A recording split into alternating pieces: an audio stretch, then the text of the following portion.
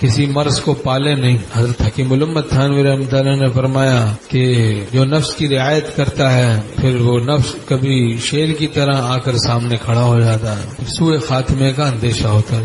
ہمارے شیخ رحمۃ اللہ نے فرمایا کہ فرسٹریٹ بھی مت دو اس نفس کو، اس کی غذا گناہ ہے، نافرمانی، گناہ میں اس کو مزہ آتا. حظ نفس کا نقطہ آغاز بعد عن الحق کا نقطہ آغاز ہے. حظ یعنی مزہ، حظ نفس کا نقطہ آغاز، نفس کے مزے کا نقطہ آغاز، بعد عن الحق اللہ سے دوری کا نقطہ آغاز ہے. گناہ کی ابتدا بس اللہ سے دوری کی ابتدا ہے. ہمارے شیخ رحمۃ اللہ عجیب عجیب مثالوں سے سمجھاتے تھے بات. فرمایا کہ ایک کمبل بہا جا رہا تھا دریا میں، سردی کا موسم تھا. دو دوست تھے، اس نے کہا بھائی یہ لے آ، اس نے کہا مجھے تو تیراکی آتی نہیں، تو ہی لے آ. اس نے کہا ٹھیک ہے.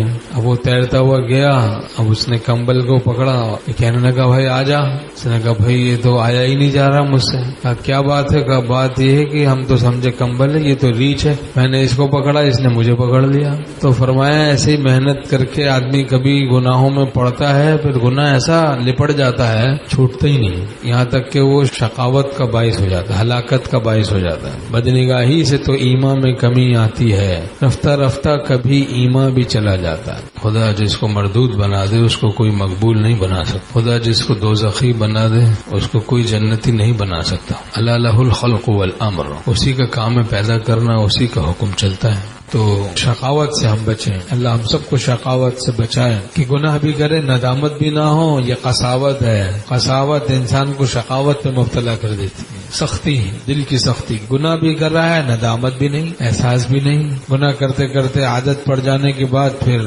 ندامت بھی نہیں ہوتی. عام سی بات لگتی ہے، عام سی بات لگ رہی، بدنگاہی عام سی بات لگ رہی ہے، ٹی وی کی لعنت میں مبتلا اور عام سی بات لگ رہی ہے، فیس بک استعمال کر رہے ہیں، یوٹیوب استعمال کر رہے ہیں، نظر خراب ہو رہی ہے، دل بیڑا غرق ہو رہا ہے، دل کا ایمان برباد ہو رہا ہے. عام سی بات لگ رہی ہے، اس میں کیا ہے بھائی، سب کر رہے ہیں، عام سی بات لگ رہی ہے.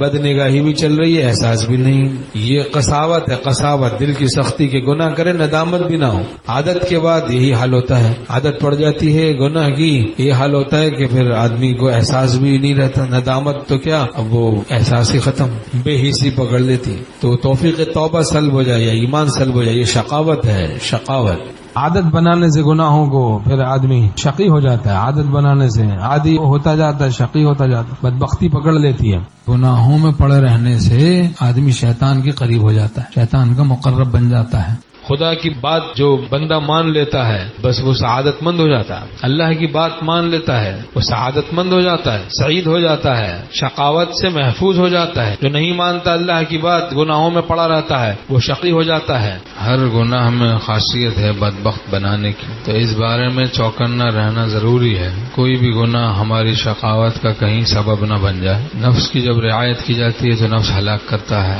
تمہارا سب سے بڑا دشمن نفس پہلو میں چھپا ہوا ہے. یہ شیطان کا بھی گمراہ کنندہ ہے نفس. حضرت حکیم الامت تھانوی رحمۃ اللہ فرماتے ہیں شیطان کا بھی گمراہ کنندہ، شیطان کو بھی اس نے گمراہ کیا ہے. ان النفس لامارۃ بالسوء الا ما رحم ربی، کلام پاک میں ہے کہ ان النفس لامارۃ بالسوء، کثرت سے گناہوں کی دعوت دینے والا، لیکن جس پر میرے پروردگار کی رحمت ہو اس کا نفس کچھ نہیں بگاڑ پاتا. تو ایسے کام کریں ہم جس سے اللہ کی رحمت ہمیں نصیب ہو جائے. واتقوا اللہ لعلکم ترحمون، اور اللہ سے ڈرو تاکہ تم پر رحم کیا جائے. صحبت اہل اللہ کی برکت سے اللہ کی رحمت نصیب ہو جاتی ہے. اللہم ارحمنی بترک المعاصی ولا تشقنی بمعصیتک. حدیث پاک کی دعا، اے اللہ مجھ پر ایسا رحم فرما دے کہ میں گناہوں کو چھوڑ دوں اور گناہوں کی وجہ سے مجھ کو بدبخت نہ بنا. بہت بری حالت ہے اس شخص کی جو گناہ بھی کرے اور ندامت بھی نہ ہو. کہتے ہیں بس ہماری آنکھیں صاف ہیں، دل پاک ہے، بدنگاہی سے ہمیں کوئی فرق نہیں پڑتا. لوہا لاٹ نسبت ہے، یہ تو شیطانی نسبت ہے، شیطانی نسبت. بر دل سالک ہزارہ غم بود، غرض باغ دل خلال کم بود. سالک کے دل پر ہزاروں غم ٹوٹ پڑتے ہیں جب کوئی اس کے گلستان محبت الہیہ سے خار کم ہو جائے. اب تو بدنگاہی بھی چل رہی ہے، احساس بھی نہیں، ظلمت محسوس ہی نہیں ہوتی. یہ بڑی خطرناک حالت ہے، ایک ہی دفعہ پھر زوال ہوگا.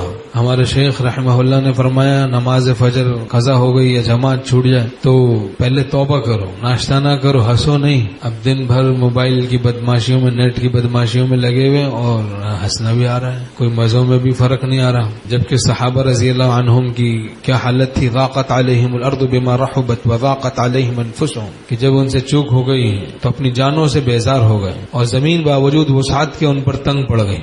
اب حج پہ گئے خوب طواف کر رہے ہیں ماشاءاللہ، عمرے پہ گئے خوب طواف کر رہے ہیں، سجدے کر رہے ہیں، رو رہے ہیں، دعائیں مانگ رہے ہیں، پھر گھر آ گئے، پھر نیٹ کی بدماشیاں شروع ہو گئی کہ کیا حال ہے بھائی دل کا، گھڑی میں ولی گھڑی میں بھوت، استقامت سے محروم ہے.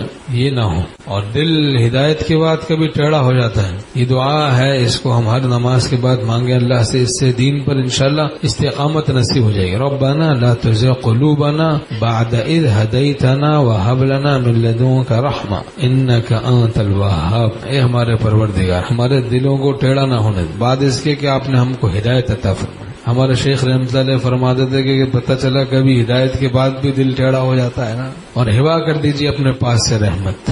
کون سی رحمت عطا کر دے اللہ، رحم فرما دے کہ دین پر استقامت، ایمان پر خاتمہ، استقامت علی الدین اور حسن خاتمہ اپنی رحمت و کرم سے عطا فرما دے. استقامت تو جنت ہے.